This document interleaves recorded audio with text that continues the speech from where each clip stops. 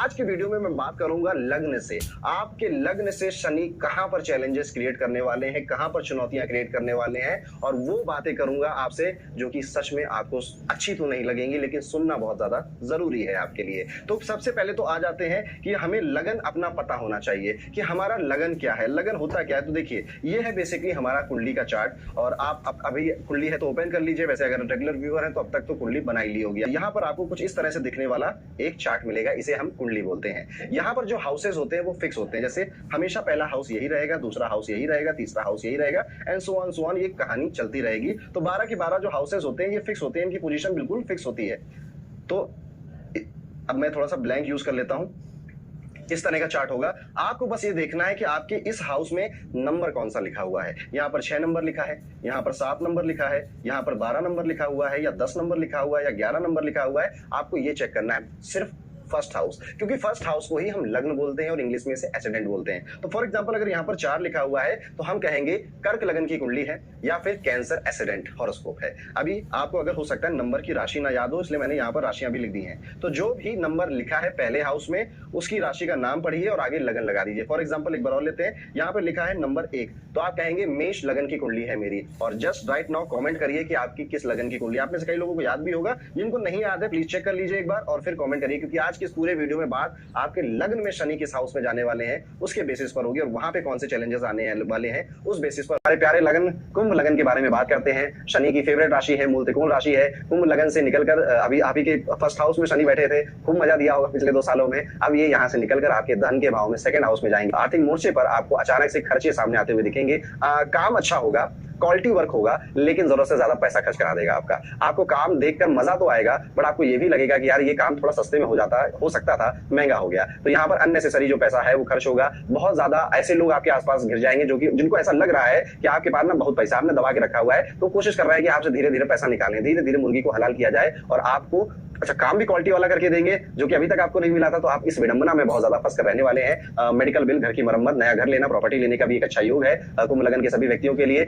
गाड़ी खरीदने का भी योग है। इवन बातचीत भी शुरू हो गई होगी घर में कि इस साल कोई गाड़ी खरीदते हैं, इस साल कोई प्रॉपर्टी वगैरह खरीदते हैं। यहाँ पर आपको बस अपने फाइनेंसेस पर और आपके आसपास जो फाइनेंसेस चल रहे हैं, एक बड़ा अच्छा डायलॉग है, अ पेनी सेव्ड इज पेनी अर्न, यानी कि जो चीजें आपने सेव करी है एक्चुअली में उसे आपने अर्न किया है, वो आपकी अर्निंग की तरह काम करता है। इस पर ध्यान रखना है। अगर आपने पहले से कोई कर्ज लिया था तो शनि कहेंगे कि बस अब इसको जल्दी से निपटाओ। तो आप ना पुराने लोन को, पुराने कर्जों के दबाव ज्यादा महसूस ना करें, तो आप इनको कहेंगे इसको पूरा पैसा देके खत्म करो, जल्दी जल्दी खत्म करो, या फिर एक चंक ऑफ मनी डाल के इसकी ईएमआई थोड़ी सी कम करो। कुछ ना कुछ आप अपने लोन में बदलाव करने वाले हैं। किसी मित्र या रिश्तेदार को पैसे उधार देने से बिल्कुल बचना चाहिए, क्योंकि वापस नहीं आएगा। अगर दे ही रहे तो यही सोच के दीजिएगा, वापस नहीं आएगा। खाना खाने में फूड का भी हाउस है, शनि यहाँ पर आ रहे हैं, तो फूड हैबिट्स बहुत बिगड़ सकती हैं। कभी भी कुछ भी खा रहे हैं या फिर खाना मिल ही नहीं रहा है, ऐसा भी सिचुएशन आ सकती है। इसलिए यहाँ पे जो सबसे बड़ी रेमेडी होती है कि किसी मंदिर में जाइए, किसी गुरुद्वारे में जाइए और वहां बैठकर उससे भीख मांगिए, जिससे सब मांगते हैं। जैसे गुरुद्वारे में आप देखेंगे दोनों हाथ फैलाकर आपको रोटी मिलती है। इस तरह की जो एक्टिविटी है ये बार बार आप करेंगे तो धन का नुकसान जो या बेफिजूल का पैसा खर्च होने वाला है उससे आप बच जाएंगे। ग्रह कलह की पूरी संभावनाएं यहाँ पर दिखाई देती है। घर में जो वातावरण है गंभीर हो सकता है। घर में कोई एक ऐसा अनफॉर्चुनेट इवेंट भी हो सकता है जो कि शायद अच्छा नहीं है। बेसिकली आपको किसी के जाने का, किसी की तबियत खराब होने का भी दुख सता सकता है। यहाँ पर हंसी मजाक थोड़ा सा कम करेंगे, हो जाएगा। सीरियस थोड़ा सा ज्यादा होंगे, खास तौर पे मनी को लेकर, इन्वेस्टमेंट को लेकर, पैसों को लेकर, फैमिली की हेल्थ को लेकर। आपको अपनी हेल्थ के लिए भी काफी कॉन्शियस होने लग जाएंगे। कोशिश ये करेंगे आपकी घर में, फैमिली में कैसे मैं पॉजिटिव माहौल बना दूं, तो आप इस तरह की सारी चीजें करेंगे। वाणी पर नियंत्रण रखना एक अहम चुनौती है। अच्छे से बोलना, गुस्से में भी ऐसे शब्द निकलें जो कि किसी की भावनाओं को ठेस ना पहुंचाएं। भावनाओं में बहकर कुछ ऐसा नहीं बोल देना है कि आपका डाउनफॉल स्टार्ट हो जाए, जैसे कई सारे लोगों का हुआ। बहुत ज्यादा सोच समझ कर बोलना है। कुछ क्वेश्चंस के आंसर नहीं आते तो just say I am not aware about it. जरूरी नहीं है कि हर चीज के क्वेश्चन का, हर सवाल का जवाब आपके पास हो। गुस्से पर कंट्रोल रखेंगे।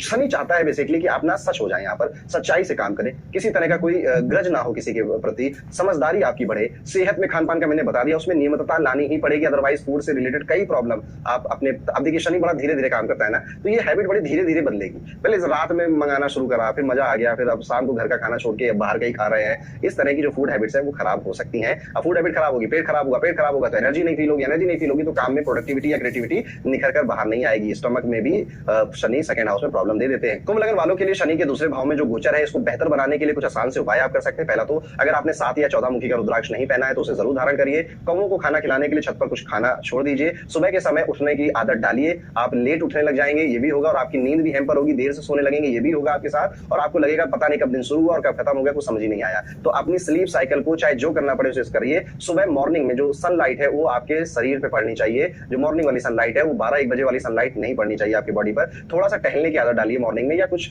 साइकिलिंग, एक्सरसाइज, रनिंग, इसकी थोड़ी सी आदत डालिए, मन प्रसन्न रहेगा। घर में अगर कोई बुजुर्ग है तो उनका आदर करिए, पिताजी की सेहत का खास ध्यान दीजिए। यहाँ पर एक मंत्र है, ओम शम शनिश्चराय नमः, इस मंत्र का जाप एक माला कर सकते हैं, और नहीं कर पा रहे तो कम से कम 11 बार जरूर करेंगे, सकारात्मक रिजल्ट आपको मिलेगा। एक टिप अगर आपको मैं दूं तो जब भी शनि जेब टाइट करते हैं ना, तो समझो वो भविष्य में आपको आपका फिक्स डिपॉजिट बना रहे हैं। तो यहाँ पर थोड़ी सी जेब टाइट करनी, आप या तो आप खुद कर लो, नहीं तो शनि करवाएंगे तो दिक्कत होगी। अपने पैसों को कहाँ जा रहे हैं लिखना, बजटिंग करना सीख लो, शनि करवाएंगे तो दिक्कत होगी। और जब आप ये करोगे तो फिक्स डिपॉजिट रेडी हो रहा है, भविष्य में सब कई सारा इंटरेस्ट लेकर वापस भी आएगा। तो थोड़े फालतू के खर्चे कट करने पड़ेंगे, और देखिएगा आपकी सोच ऐसी चलनी शुरू हो चुकी है ऑलरेडी। जो मैं बातें बोल रहा हूँ, इस सोच के साथ अगर आप आगे बढ़ते हैं तो आप अपनी जो फिजूल खर्ची उसको रोकते हैं, तो फाइनेंसेस आपके बेहतर रहेंगे, समय अच्छा जाएगा। अगर आप और डिटेल में जानना चाहते हैं कि आपके साथ क्या क्या हो सकता है, तो आप एक बार मेरी शनि 7.5 रिपोर्ट को चेकआउट कर सकते हैं।